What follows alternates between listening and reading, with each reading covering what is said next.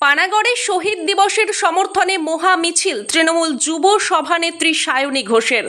এক সুরে পঞ্চায়েত মন্ত্রী এবং রাজ্য যুব সভানেত্রী বিঁধলেন মোদী সরকারকে। শুক্রবার বঙ্গ সফরে দুর্গাপুর শিল্পাঞ্চলে আসছেন নরেন্দ্র মোদী। ঠিক তার কয়েক ঘন্টা আগেই 21শে জুলাইয়ের সমর্থনে পশ্চিম বর্ধমান জেলা যুব তৃণমূল কংগ্রেসের মহা মিছিল অনুষ্ঠিত হল কাঁকসার পানাগড়ে। পানাগড়ের দার্জিলিং মোড় থেকে পানাগড় বাজার পর্যন্ত একটি মহা মিছিল করেন রাজ্যের তৃণমূল কংগ্রেসের যুব সভানেত্রী সায়নী ঘোষ। শহীদ দিবসের সমর্থনে এদিনের মিছিলে পানাগড়ের রাস্তায় নামে তৃণমূল কর্মী সমর্থকদের জনপ্লাবন। প্রায় 10,000 মানুষ এদিন মিছিলে হাঁটেন। মিছিলে পা মেলান রাজ্যের পঞ্চায়েত এবং গ্রামোন্নয়ন মন্ত্রী প্রদীপ মজুমদার, পশ্চিম বর্ধমান জেলা তৃণমূল কংগ্রেসের জেলা সভাপতি নরেন্দ্রনাথ চক্রবর্তী, দক্ষিণবঙ্গ রাষ্ট্রীয় পরিবার সংস্থার চেয়ারম্যান সুভাষ মণ্ডল, শেলের পশ্চিম বর্ধমান কংগ্রেসের সভাপতি পার্থ দেবাসী সহ তৃণমূল কংগ্রেসের অন্যান্য নেতৃত্ববর্গরাও। এদিনের সভামঞ্চ থেকে সায়নী ঘোষ বলেন, নির্বাচনের আগে বারবার পশ্চিমবঙ্গে আসা যাওয়ার যে খরচা করছেন তার থেকে পশ্চিমবঙ্গের স্থায়ীভাবে থেকে যান, অন্তত সরকারি টাকা বাঁচবে। দুর্গাপুরে এসে ধর্মের বিভাজন নয়, উন্নয়নের কথা, শিল্পের কথা শুনতে চাই আমরা। তিনি আরও বলেন, দুর্গাপুর শিল্পাঞ্চলের চিত্র পাল্টানোর কথা বলেছেন আগেও। আপনারা বলেছিলেন আপকি বার 200 পার, সেটা কি হয়েছে? না, হয়নি। তাই চিত্রটা সেই একই থাকবে। আপনি সবার প্রধানমন্ত্রী, তাহলে বাংলাকে কেন বঞ্চিত করছেন? আপনার ব্যক্তিগত শত্রুতা মমতা বন্দ্যোপাধ্যায়ের সাথে, আমার সাথে, তৃণমূল কংগ্রেসের সাথে, কিন্তু বাংলাকে বঞ্চিত কেন? অন্যদিকে রাজ্যের পঞ্চায়েত ও গ্রামোন্নয়ন মন্ত্রী প্রদীপ মজুমদার বললেন, দুর্গাপুর শিল্পাঞ্চলে আসছেন আসুন। দুর্গাপুর শিল্পাঞ্চলের বেশ কিছু কলকারখানা কেন্দ্রীয় সরকার বন্ধ করে রেখে দিয়েছে। সেই সমস্ত কলকারখানাগুলি খোলার এবং উন্নয়নের ব্যবস্থা করুন। তাছাড়াও দুর্গাপুর শিল্পনগরীতে প্রায় 4,000 একর জমি দেয়া হয়েছিল, সেই জমিতে নতুন করে শিল্প করার ব্যবস্থা করুন, তাহলে বুঝবো আপনার ক্ষমতা আছে। এইভাবেই কটাক্ষ করলেন পঞ্চায়েত মন্ত্রী। শুক্রবারে দুর্গাপুর শিল্পাঞ্চলের সভা থেকে দুর্গাপুরবাসী প্রধানমন্ত্রী নরেন্দ্র মোদীর কাছ থেকে কি বন্ধ হয়ে যাওয়া কলকারখানা আবারও নতুন করে খোলার কথা শুনবেন, নাকি নতুন নতুন কলকারখানা আসবে, শিল্পাঞ্চলের বেকারদের কর্মসংস্থানের ব্যবস্থা হবে, সেই বার্তা পাবে? সেটাই এখন দেখার বিষয়। আর সেদিকেই তাকিয়ে আছে গোটা শিল্পনগরী। ব্যুরো রিপোর্ট, সোজা কথা নিউজ। आप तो हिंदू के प्रधानमंत्री है, मुसलमान के प्रधानमंत्री है, सिख ईसाई के प्रधानमंत्री है, सबके प्रधानमंत्री है। तो बंगाल के साथ ये नाइंसाफी की दुश्मनी ममता बनर्जी से निभानी है तो उनसे निभाए, दुश्मनी तृणमूल कांग्रेस से निभानी है तो उनसे निभाए। हमसे तो निभा ही रहे हैं, जेल भी डाल दिए, ईडी भी भिजवा दिए, कोई बात नहीं, लेकिन बंगाल को वंचित ना करे।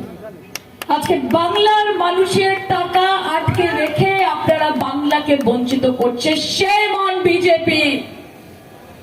ভারতীয় জনতা পার্টি নয়, বাংলা জ্বালাও পার্টি। ভারতীয় জনতা পার্টি নয়, বাংলাকে বঞ্চিত করা পার্টি। আপনাদেরকে একটা কথা আমি এই মঞ্চ থেকে বলতে পারি, যতদিন মমতা বন্দ্যোপাধ্যায় বেঁচে থাকবেন, বাংলার অধিকার, বাঙালির অধিকার, বাংলার মানুষের অধিকারের জন্য উনি লড়াই করছেন, উনি লড়াই করবেন। और 2026 आपका जो ये डेली पैसेंजरी शुरू हो गया ना, कि ट्रेन से आएंगे, कभी प्लेन से आएंगे, कभी टोटो से आएंगे, कि कभी ऑटो से आएंगे, कि कभी टुक टुक से आएंगे, कि कभी साइकिल रिक्शा से आएंगे। मैं बोलती हूँ कि टैक्स पेयर का पैसा बचाए, बंगाल में बार बार ना आए, एक घर ले ले और यही बस जाए, यही बस जाए। দেখে যান না, আমরা তো মাঠেই আছি, খেলা হবে, হবে তো, মাঠেই তো আছি। তা তো ডেলি প্যাসেঞ্জারি করে কি লাভ? আরে মোদি জি, আপনার কাছে ইডি আছে, সিবিআই আছে, কেন্দ্রীয় সংস্থা আছে, আপনার কাছে নোট আছে, আপনার কাছে রয়েছে অনেক অনেক ক্ষমতা। আর তৃণমূল কংগ্রেসের কাছে রয়েছে 5 ফুট 2 ইঞ্চি সাদা শাড়ি, হাওয়াই চটি পরা মমতা, মমতা, মমতা। জয় বাংলা। লড়াই হবে, লড়াই হবে, লড়াই হবে। আর আমরা যখন মানুষের দুয়ারে দুয়ারে পৌঁছবো, তখন नेताদের মতো झोली फैला के और कटोरा हाथ में लेके वोट दो नहीं बोलेंगे। हम जाएंगे लोगों के पास और हमारे पास रहेगा लिस्ट। किसका लिस्ट? कि 14 साल में ममता बनर्जी के कामयाबी का लिस्ट और 11 साल में आपके सरकार की नाकामियों का लिस्ट। और ये लिस्ट लेके हम जनता के पास जाएंगे और ये हमारा विश्वास है कि 2026 में भी बंगाल के लोग यही बोलेंगे कि लाभ छाड़ा ক্ষতি নেই, দিদি ছাড়া গতি নেই। আমরা তো এখান থেকেই বলছি যে এতবার আসা যাওয়া করে ট্যাক্স পেয়ারদের কষ্টের টাকা নষ্ট করার দরকার নেই। 26 অবধি এখানে থেকে যান, আমরা মাঠেই আছি, খেলা হবে। বিজেপি আশায় বুক বাঁধছে 26-এ তারা আসছে। ওনারা কিসে কি বাঁচছেন সেটা ওনাদের বিষয়। আমরা এইটুকু জানি যে মমতা বন্দ্যোপাধ্যায়ের সঙ্গে পশ্চিমবঙ্গের মানুষ রয়েছে, তাদের আশীর্বাদের হাত মমতাদির মাথার উপর বলছি কেন্দ্রীয় সরকারে বহু শিল্প অঞ্চলের মানে বহু কলকারখানা বন্ধ, তো কালকে তিনি আসছেন, কিছু কি আমরা বলতে চাইবেন? শুনতে চাই। আমরা আশা করব যে উনি ইন্ডিয়া পাকিস্তান, হিন্দুস্তান পাকিস্তান, হিন্দু মুসলমান, শ্মশান কবরস্থান বাদ দিয়ে উন্নয়নের কথা বলবেন।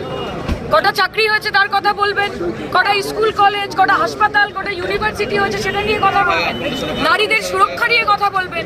কিন্তু সেটা বাদ দিয়ে আমরা দেখব যে প্রধানমন্ত্রী এসে শুধু ধর্মের বিভাজন ঘটিয়ে বাংলা থেকে চলে যাবে। বলছি এই মাত্র বিজেপি রাজ্য সভাপতি একটা প্রেস মিট করে বলেছেন কালকে প্রধানমন্ত্রী আসছেন এবং তারপরে দুর্গাপুরের পুরো চিত্র বদলে যাবে। সেটা তো ওনারা 2021 থেকে বলছেন।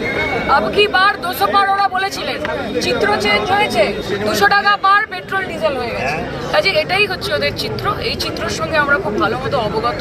আমরা কোনো চিত্রের কথা এই মুহূর্তে বলছি না, 26-এ যেটা হবে সেটা সবাই দেখতে পাবে। Thank you.